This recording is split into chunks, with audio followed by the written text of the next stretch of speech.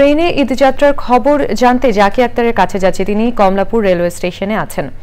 Zakia, Kamalapur rail স্টেশনে যাত্রীদের চাপ কেমন দেখছেন এবং ট্রেন সময় মতো ছেড়ে যাচ্ছে কিনা আমাদেরকে বিস্তারিত জানাবেন।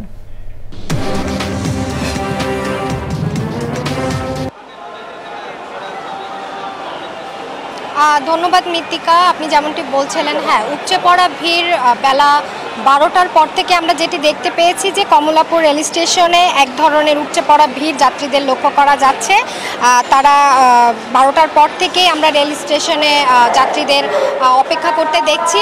তবে বলে রাখি যে এবার ঈদ যাত্রা স্বস্তি করতে 63টি ট্রেন প্রতিদিন ঢাকা থেকে ছেড়ে যাচ্ছে। একটি স্পেশাল ট্রেন দেওয়া হয়েছে যাতে যাত্রীদের কোনো রকম আসলে অসুস্থতে পড়তে না হয়। এবং আপনি যেটি বলছিলেন যে ট্রেন শিডিউল বিপর্যয় হয়েছে কিনা, তো সকাল থেকে আমরা এই পর্যন্ত কমলাপুর রেল স্টেশনে যেটি দেখেছি যে এখন পর্যন্ত কোনো ধরনের আসলে সেরকম ট্রেন বিপর্যয় ঘটেনি।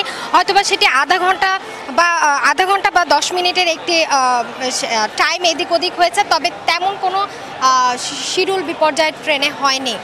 এই ঈদে জামা জুতো অ্যাক্সেসরিজের ডিসকাউন্ট।